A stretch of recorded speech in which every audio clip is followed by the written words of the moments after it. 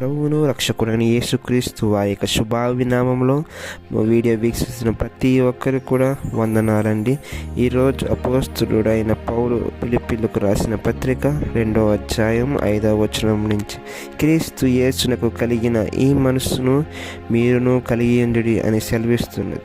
అసలు ఎంతమంది ఆ మనసు కలిగి ఉన్నాం అనే ఒకసారి మనం ప్రశ్న వేసుకుంటే, అంటే ఆ మనసు ఏంటి? ఆ మనసు అసలు అంటే దేవుడు కుమారుడు ఈ భూలోకంలోకి ఏ విధంగా అయితే జీవించారో అది ఒకసారి మనం జ్ఞాపకం చేసుకుంటే, తండ్రి అయిన దేవునికి మనకును మన పాప జీవితంలో కొట్టుమిట్లాడుతున్న సమయంలో మన యొక్క పాపములో నుండి విడిపించటానికి మనుష్య కుమారునిగా ఈ భూలోకంలోకి వచ్చారు.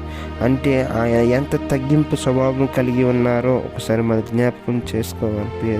సహోదరులు, క్రైస్తవులుగా ఉన్న మనము కూడా తగ్గింపు స్వభావం కలిగి జీవించాలి. ఒకవేళ ఎవరైనా అన్యాయంగా మన మీద లేనిపోని నిందలు వేసి ఎన్నో మాటలు నిన్ను అన్నా అవమానించినా నీవు దేవుని దగ్గర నీవు అవి పెట్టగలిగితే దేవుడు ఆ పరిస్థితి నుంచి మార్చగల సమర్థుడు.